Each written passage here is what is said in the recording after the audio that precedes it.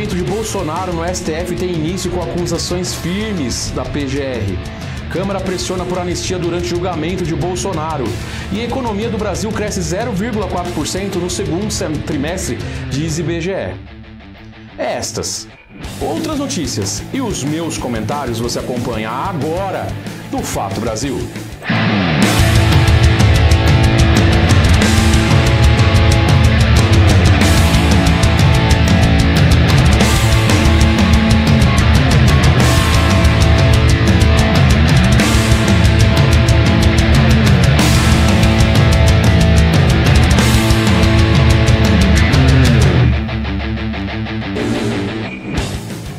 E estamos começando mais um Fato Brasil aqui na WTV, nossa segunda edição nesse retorno ao estúdio nessa terça-feira, que tem muito o que contar, né? Muito obrigado pelo carinho da sua audiência. Lembrando que desde já você pode acompanhar a gente nas nossas redes sociais. Estão aí embaixo, o Facebook, o Instagram, o Blue Sky, o Twitter, que é o X, né, que é o antigo Twitter, o Threads, TikTok e o Quai, seu app de vídeos curtos. Também no YouTube, onde todas nessas redes nós somos @WTV Brasil. Nosso usuário é WTV Brasil, tudo junto. E entra lá, pode seguir, pode compartilhar, pode se inscrever no nosso canal, dar o joinha. Se você ainda não ativou o sininho para receber notificações dos nossos vídeos do canal do WTV Brasil no YouTube, esse é o momento. Tá? Você também pode assistir a gente 24 horas por dia da WTV Brasil, o Fato Brasil e todos os nossos programas através da Soul TV, canal 89. Lembrando que nós temos programas exclusivos para quem assiste na Soul TV. São parcerias que a gente fez de conteúdo e que a gente transmite no nosso canal 89 da Soul TV. Vai lá dar uma olhadinha, você vai gostar.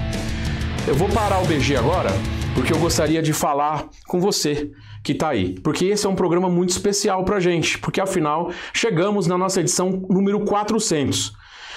Não são 4.000, porque nem sempre o nosso programa foi diário e a gente teve alguns hiatos. A gente teve muito tempo, aí uns 2 anos, que o nosso programa era semanal. E por isso que a gente só tá com 400 programas. Isso porque nós iniciamos em 2010 o nosso programa. São praticamente 15 anos, né? Vai fazer agora, no final do ano, 15 anos de programa Fato Brasil, mas hoje é um marco importante. Lembrando que 400 programas não são 4 programas, então a gente tem se dedicado muito a vir aqui e oferecer o que a gente faz de melhor, que é informação, independência e responsabilidade. Porque tudo que a gente fala aqui no Fato Brasil é sempre baseado no nome do programa, Fato. Exatamente. Se é fato, a gente comenta. Baseado no fato. Não em fake news, não em mentira. Por mais que às vezes eu fale a minha opinião aqui, pessoas vêm falar a opinião, porque a gente sempre abre para isso, independente da opinião desse que vos fala, a gente baseia a notícia em fato. O que é fato é dito que é assim, e o que é opinião fica muito claro. Então a gente tenta deixar isso também sempre trazendo assim um programa assim que tenta ser leve, mas nem sempre é, porque os assuntos do dia a dia nem sempre são. Gostaria de agradecer muito ao público, aqueles que me acompanham desde o começo, porque se eu fosse falar os nomes aqui, eu sei injusto, que são muitos, eu sei disso. E para você que está chegando agora também, talvez hoje é o primeiro dia que você está acompanhando, já te agradeço desde já o carinho da sua audiência.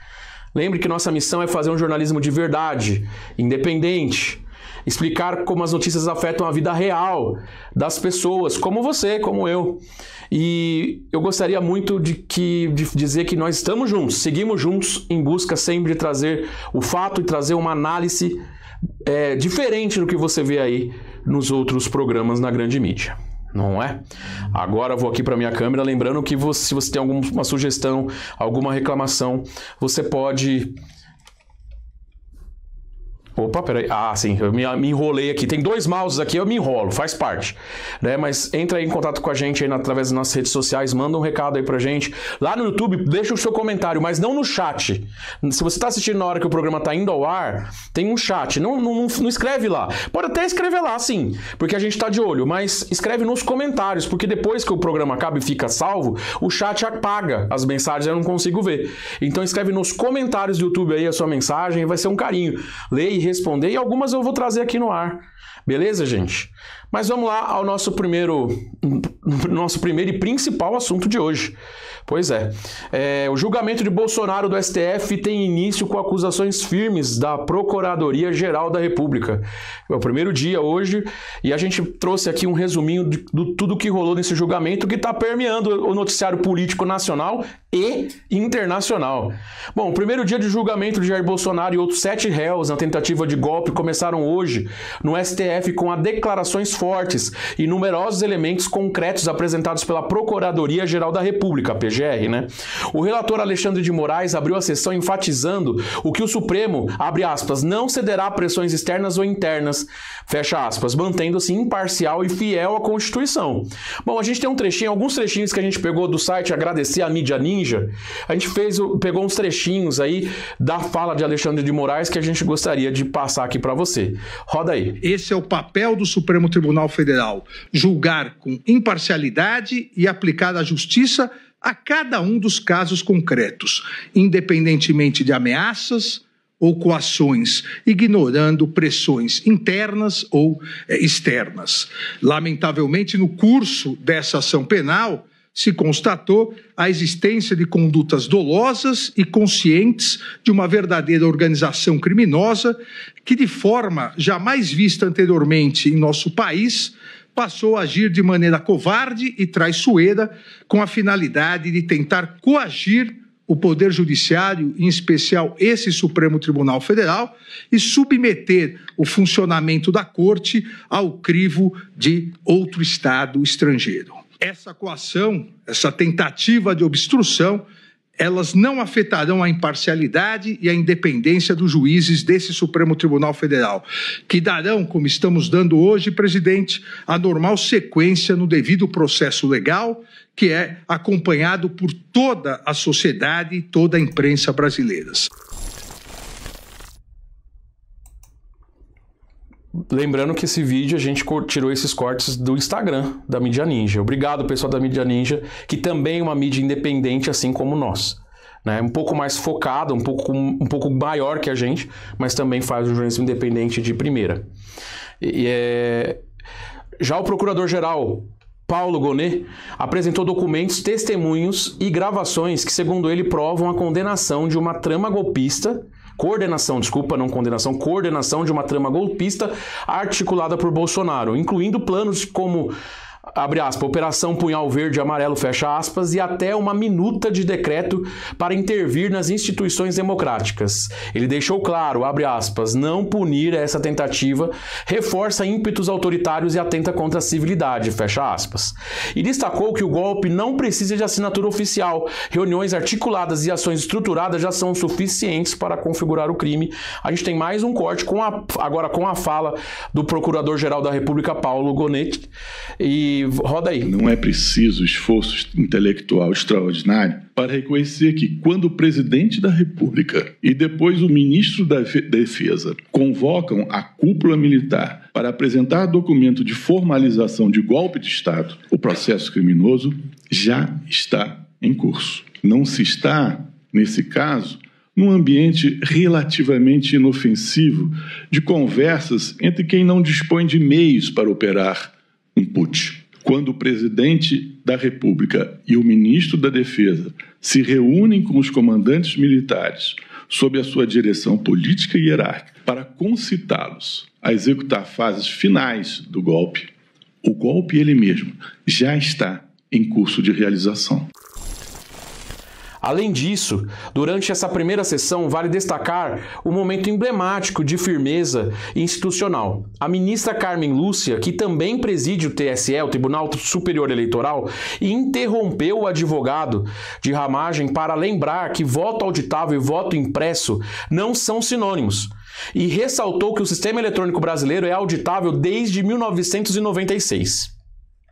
Essas palavras vieram no meio de sustentações orais, reforçando os pilares da democracia e da segurança do processo eleitoral. E a gente tem também um trecho desta fala. Presidente. Pois não, ministra Carmen. Se me permite, eu queria apenas fazer não propriamente uma indagação, enfim. Pois não. Que o nobre advogado fez muitas referências à inexistência ou que teria havido uma campanha pela eleição auditável, pelo processo auditável, e que isto era algo que foi até objeto de uma proposta de emenda constitucional. Mas Vossa Senhoria sabe a distinção entre processo eleitoral auditável e voto impresso. Sim, Excelência. Porque repetiu como se fosse sinônimo, e não é, porque o processo eleitoral é amplamente auditável no Brasil, passamos por uma auditoria, e para que não fique para quem assiste a ideia de que não é auditável. Ainda no primeiro dia, foi anunciado que Bolsonaro não compareceu às sessões, alegando problemas de saúde. No entanto, outros réus estiveram representados por seus advogados, e o julgamento ocorreu em ambiente controlado, com a segurança reforçada, como a gente já tinha adiantado ontem. Esse capítulo abre uma nova etapa na história brasileira, isso é um fato. E a cobertura segue firme aqui no Fato Brasil, tá? A gente vai acompanhando e vamos trazendo as informações aí para você. O que você está achando desse julgamento? Eu sei que tem gente aí que agora me odiou porque eu coloquei o Alexandre de Moraes na tela, né? Mas eu já disse que o nosso jornalismo aqui ele é baseado em fatos, não é baseado em achismos ou em ou lendas, ou seja lá, ou na cabeça das pessoas extremistas, tá? Nosso jornalismo aqui é um jornalismo que tenta ser sim imparcial, mas a verdade é que neutro é só shampoo de bebê. Essa aqui é a verdade. Todo mundo tem um lado, todo mundo pende para um lado, mas a questão aqui não é de lado. A questão é que o julgamento está sendo feito com o rito adequado, de acordo com a lei, de acordo com a Constituição. Até o momento não houve indício do contrário. Ah, mas eu não acho. Aí não é questão de você achar. É ser ou não ser. O fato é, o julgamento está sendo feito de forma constitucional. Não houve nada que faz com que a gente que se baseia em fatos falar que o julgamento não está sendo feito da forma constitucional.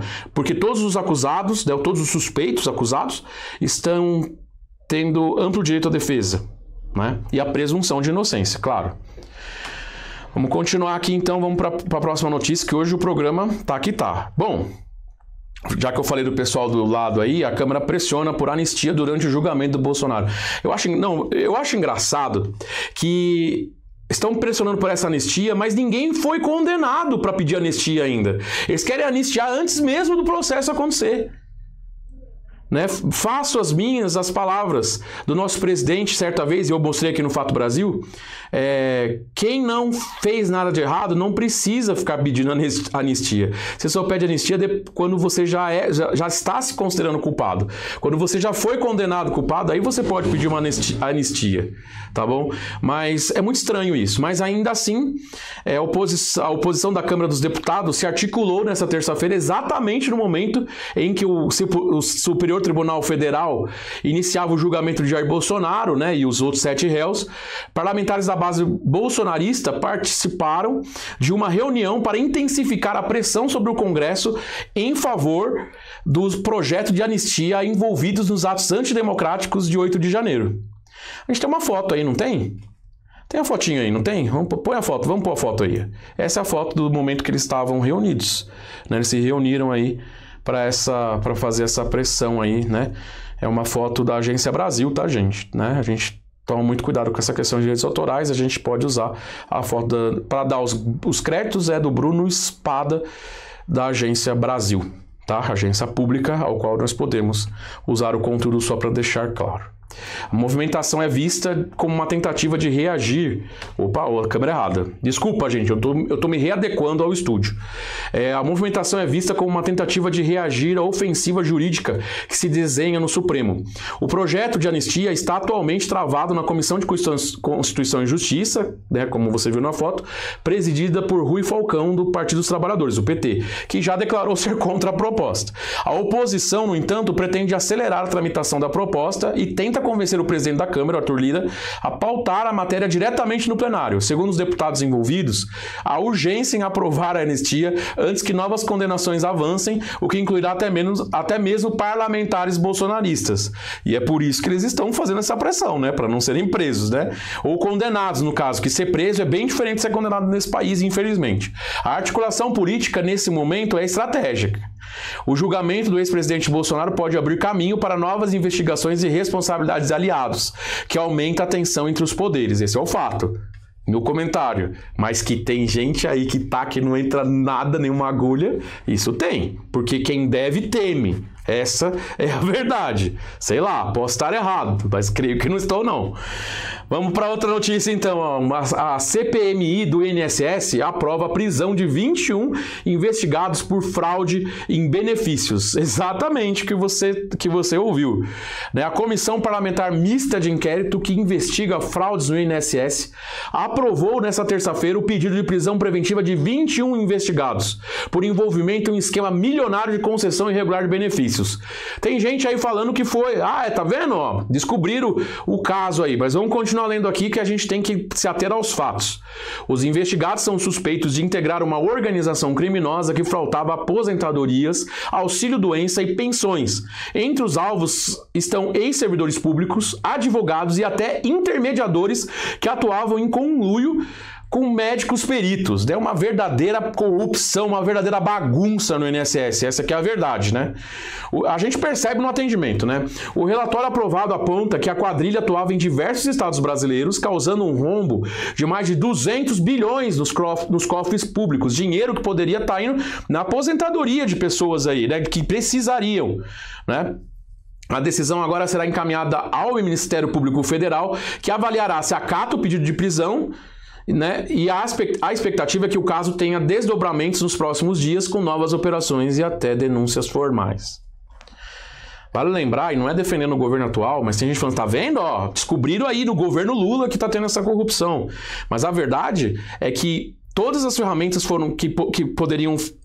essa corrupção toda tá vindo desde o governo Bolsonaro. Então, na verdade, a treta toda, a picuinha toda, né? Toda a corrupção se iniciou no governo Bolsonaro. E tem alguns indícios que se iniciou até antes. Aí sim a gente pode falar de governo Lula. Mas até agora, o que saiu na mídia, o que saiu na investigação dessa CPMI é que todas essas questões, esse rombo de 200 bilhões de dólares aconteceu durante a gestão do presidente Bolsonaro. E só foi descoberta agora porque o governo atual e os parlamentares, né, deram início a essas investigações nesse governo atual. Não é defendendo o governo atual, não, mas a gente tem que falar a verdade.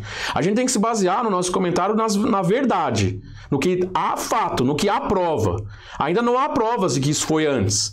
Há provas de que foi agora, pelo menos é o que está acontecendo aqui e agora vamos ver se o Ministério Público Federal vai realmente autorizar essas 21 prisões e a gente vai acompanhando naturalmente, como você conhece aqui no Fato Brasil. Vamos para a próxima notícia. Uma notícia boa, viu? Uma notícia boa. Aqui não é só notícia ruim, não, mas a economia do Brasil cresce 0,4% no segundo trimestre, diz o IBGE. É isso mesmo que você ouviu. O IBGE divulgou nesta terça-feira que o PIB, né, o Produto Interno Bruto brasileiro, cresceu 0,4% no segundo trimestre de 2025. É uma alta... segundo trimestre é os meses de maio, junho e julho, tá, gente? 0,4% é um crescimento... não muito grande, mas em relação às perdas que tivemos na pandemia e no governo anterior, eu acredito que é uma notícia muito boa. Os números do PIB não estão bons, eles têm que subir mais, mas uma subida é pior do que uma descida, né? Então acredito que é legal. O setor que mais contribuiu para esse resultado foi o do agronegócio, que apresentou recuperação significativa após um começo de ano mais fraco. A indústria também teve desempenho positivo, com destaque para a construção civil, a gente vai ver que está construindo prédio pra caramba. Até porque é tanto prédio que a gente não tem mais lugar pra andar, né? Então, mais nas ruas aqui em grandes capitais como São Paulo, né? Mas isso é uma crítica, não tem nada a ver com o PIB. Mas a indústria do desempenho positivo foi a construção civil, e já o setor de serviços, a maioria da economia brasileira teve crescimento mais moderado. Poderia ser melhor, eu acho. Com esse desempenho, o PIB brasileiro acumula uma alta de 1,5%, 1,5% no primeiro semestre, que é janeiro a julho, superando as expectativas de muitos analistas de mercado. Ou seja, é um crescimento pequeno, mas os analistas do mercado, né, os Faria Limers, eu vou brincar assim, diziam que ia ser muito menor. Então, superou o pessimismo do mercado financeiro. O ministro da Fazenda, Fernando Haddad, comemorou o resultado e afirmou que o país está no rumo certo, apesar dos desafios econômicos e globais e internos. Apesar da melhora, o crescimento ainda é considerado modesto, como eu mesmo disse para você, e o desafio segue sendo manter esse ritmo com geração de empregos e controle de inflação. É um desafio, nós estamos num momento político complicado, tudo acaba interferindo, né, no mercado, infelizmente, e a gente vai aí desta forma. Lembrando, nós estamos quase no final do programa, que você pode entrar em contato com a gente nas redes sociais, tá tudo aí, ó. Tudo @WTV Brasil. Manda o seu comentário, se você concorda ou não concorda comigo. Enfim, faz aí a sua observação. É muito legal, eu gosto de ler os comentários, ainda que sejam contrários à minha opinião, tá? Eu só acho que, assim, se você for contrário ao fato, aí eu não... Aí, meu amigo, aí é questão sua, né? Eu vou ficar discutindo com as vozes da sua cabeça. Já basta as vozes da cabeça que eu tenho também, né? É isso. E também você pode assistir a gente, se você estiver assistindo a gente através da Soul TV, muito obrigado. Né? Soul TV, o canal 89, um abraço para toda a equipe da Soul TV. A gente está colocando os programas na Soul TV. Uma coisa que eu acho importante, aqui já que nós estamos falando de Soul TV, é que é o seguinte, o nosso programa vai ao ar sempre às 10 da noite. Tem gente que assiste no dia seguinte, então a gente já faz um programa que é para a pessoa ou terminar o dia bem informado ou começar o dia bem informado. Tem gente que dorme tarde e vai assistir nosso programa de manhã. Então essa é a edição da terça-feira, dia 2 de setembro, e também do dia 3 de setembro. Aí no dia 3, à noite, tem uma edição que vale tanto para o dia 3 como para o dia 4 e assim sucessivamente. Então o nosso programa pode ser o último jornal que você vai assistir no dia, ou o único, no fim do dia ou no começo do dia para você saber tudo o que aconteceu. Fica a dica. Desculpa, gente. Bom, então vai assistindo a gente aí pela Soul TV, que também é um... Aliás, nós somos o canal 89, mas tem muitos outros canais. Nós já estamos chegando quase ao final do programa. Vamos para as últimas notícias? Últimas notícias de hoje. Ó, o retorno do fenômeno Laninha pode ter impacto já nesse mês. Exatamente. Ou seja, o tempo vai ficar maluco agora com Laninha, né? A Organização da Meteorológica Mundial informou que o fenômeno climático Laninha pode retornar já nesse mês de setembro. A mudança nas condições do Oceano Pacífico pode alterar o regime das chuvas em diversas regiões do Brasil, especialmente no norte e nordeste. O governo monitora possíveis impactos na agricultura e abastecimento de água. Lembrando que no ano passado era o El Niño e agora é o Laninha, ou seja, vai ser o contrário, né? Vai ter menos chuva no nordeste, mais chuva talvez no sul, enfim, a gente vai acompanhando.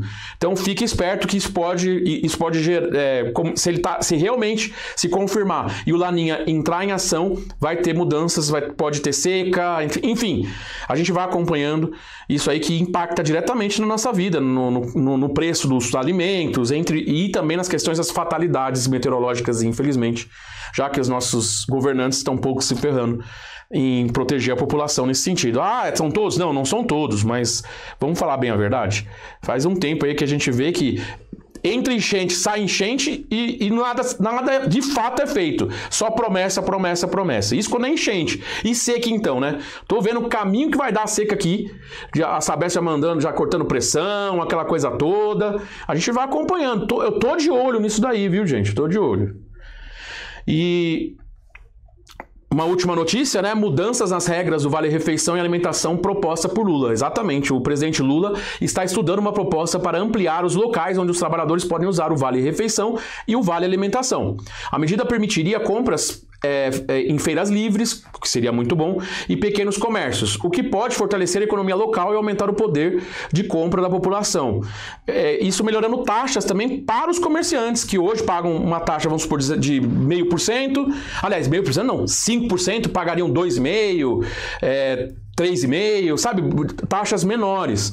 Vamos ver o que vai acontecer, a gente está acompanhando, mas se for para melhorar para o trabalhador e para o comerciante, eu acho que vale a pena. Eu acho que é uma ação muito válida, né, gente? Bom, gente, eu vou ficando por aqui. Muito obrigado pelo carinho da audiência. Lembrando que amanhã eu tô de volta com o Fato Brasil. Então, muito obrigado e tchau!